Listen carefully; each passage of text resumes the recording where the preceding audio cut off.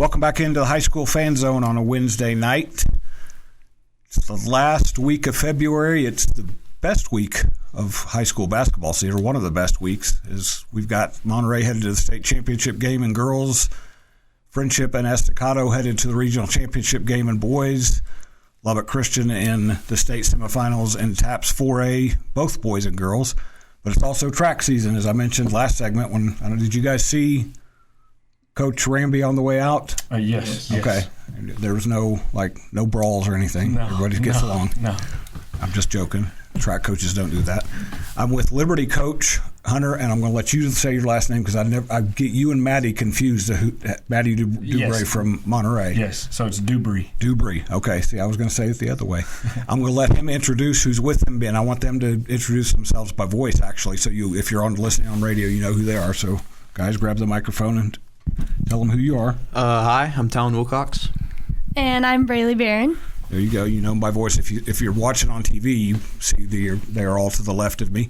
Wanted to have you guys come in and talk because we just had the first impactful meet of the season, the Don Black Invitational.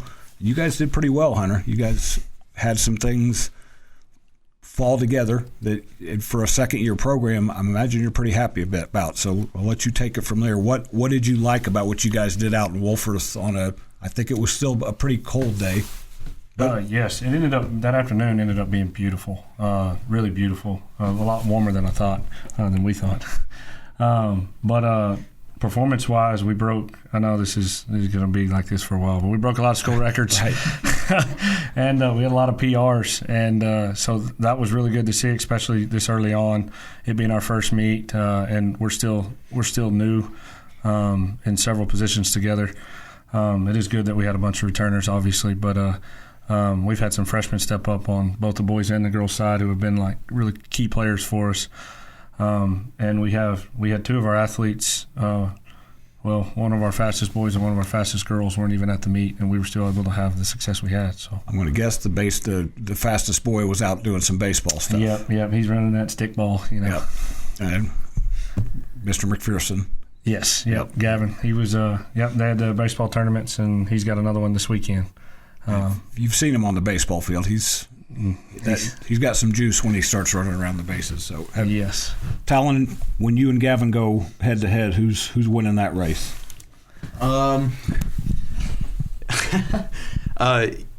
At first it's me, and then he's got a pretty fast top end, so he just blazes right past me, and then I think he wins, but I'm going to catch up to him. There you go. Well, you're doing okay because when I was looking through the results here, there's a lot of Talon Wilcox popping up in the results in a lot of different events. I think we talked last spring. You hadn't really decided what exactly you wanted to kind of focus on or specialize in. You don't have to this early in the season, but what are you feeling most comfortable with right now? Long jump. Probably long jump. I'm getting long jump and 200, I think. I think I'm pretty good at the 200. But those are the two main events I like to focus on most. And I'll ask you about this in a minute. I want Braylee to talk about this. You're bringing, especially with you guys being a second-year school, everything, even in year two, everything's a little bit new. But you come over from volleyball and bring a lot of confidence, a lot of success with you. How much does that help you once you get out there on the track and on the field to know that you guys were that good in volleyball? Yeah, I think it really helps, honestly. I just feel like it brings a lot of confidence to the team overall, and that feeds off of everyone, and having that confidence and going in you know that you've won before is really motivating.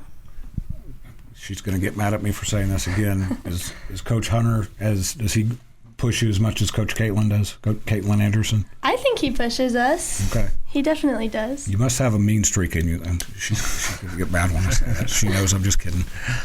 So, Braylee, what are your events? What do you specialize in? I think the 400, but I've kind of been everywhere the past few years, so I don't really know. I bet the coach will find out somewhere that fits for you. You brought these two with you. What have these two done to kind of elevate themselves as leaders for you guys, Hunter? Well, both of them are huge utility athletes for me. So both of them have ran all three relays, typically haven't had any issues. They're both very consistent. They both have a drive to compete, which is one thing I love about, obviously, track. You got to have that drive to compete. But the consistency, like Talon, it's very easy to get his mark. He's on his mark. It's his mark. It's the same way every time, and that's been good to see. And Braylee's been so good with us on the handoffs and with our relays and stuff that we've had. And, I mean, I haven't really got a chance to see her in the open yet, I guess, besides the indoor. But we'll get a chance to see that this weekend and see how she's going to compete there. And I guarantee it's probably going to be consistent there, too. It's always nice to have those Swiss Army knife type kids in track and field because, especially small school, you want to be able to move them around and can help you get points. Yep. We're going to come back after the break and talk more Liberty Track and Field on the Patriot Fan Zone. This is Randy Rosetta, and this is 100.7 The Score. Breaking down Liberty sports. This is the Patriot Fan Zone podcast from 100.7 The Score. All right, Kyler, that one, I don't know who that was. The last one was Slim Shady, so I can go home and brag to my wife that I knew a song that an old dude usually doesn't know. So, you guys give your parents grief about their music? A little bit. I know your dad. I bet you do give him a little bit of grief. That's all right. We can give you grief back at some point. So, Liberty Track and Field, you guys, it was fair to say you were a little bit off the radar last year because I think by the time you got to the end of the year, everybody had kind of done their thing. Baseball obviously had a really good season, but track and field is kind of it's an ambiguous, unknown thing until you start competing and succeeding. Yeah. You guys did a little bit last year, but just early signs are, Hunter, is that you guys have a chance to do a lot of good things this spring. Yes. Like I said earlier, at the start of the meet, or start of the season with that meet and the times we ran, I mean, we're already in the 49s with the girls, 4x1. The boys, we had a little mess up on a handoff, but already PR'd with the 4x2, and we can actually put together we're enough guys now to put together a solid 4x4. Girls PR'd by 5 seconds in the 4x4, and two of them typically don't run it, so it was good to see. And then long jump, we already passed where we were last year at this time, and then we got the freshmen that are coming up doing the exact same thing. I mean, it's good when you start ahead of where you were last year, and you're right on track to with our program to do even better. So, and I think these two are a good example. Probably Talon, as much as anybody in your program, he was a 14 last year during the track season, or had you turned 15 yet? 15. But he was just a raw talent. Yeah, he hadn't been in the weight room as much as coaches want him to be in the off season. Well, now you look at him, he's much different physically than he was when I talked to him at this time last year. Part of that's going through football. We're going to talk a little bit about football in a second, Talon. But just getting kids grow up. I don't know how more eloquently to say that. They get bigger, stronger, faster just by nature, and that's got to help a track program as much as anything. Oh, I've been waiting for the facial hair to come in so bad. Good That's Lord. what I told Joe Sexton. You're going to see facial hair, and you're going to see more cars in the parking lot because do you guys both drive yet? Yes. Okay. Yes. Because last year there was a lot of teachers' cars, and that was about it. Yeah.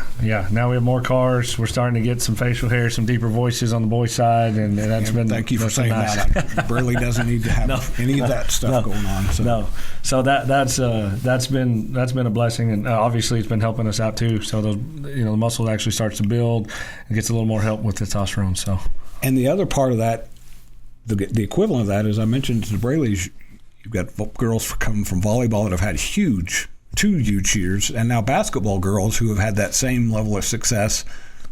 Whether it's physical evolution or not, their confidence and the way they carry themselves has got to help you too. Oh, definitely. Well, and it also puts the pressure on the rest of our sports. Thanks Caitlin for that. Yeah, definitely. And Coach Glaspie, they set the standard pretty high on that, and Henderson and others have followed, and it looks like our girls soccer just won the district championship as well too. And so, that puts a little fire underneath the rest of us to make sure we get a job done. There was some teasing between segments here. That's why I thought maybe the soccer coach would get you to come out, Talon, because your physical skills would relate to soccer, I would imagine. Yeah, I thought about it at first. Oh, sorry. I thought about it at first originally last year, just to get some sports in, do more things for the new school, but I just decided not to because I had never played soccer. I bet that guy to your left is probably pretty happy that with your decision. Yeah. So Sorry, Coach Sanchez. I've mentioned football a couple of times. You can kick me under the table here if you want. You guys didn't have the success that volleyball, but to me, you can use that because you guys are going to be motivated in the fall, but you can kind of get that fire going now in track and field season. How much does that push you that you guys did some good things in football but didn't have that same success the girls' programs had? Pushes me a lot. We had a lot of trouble with football. Did some good things. There were some good things. The victory over Fort Stockton, Perryton, those were great games. But we can use that motivation. I want to use that motivation to go into track, do great things there, and then bring that to the next season and do even better there. So, Braylee, you don't seem mean-spirited at all.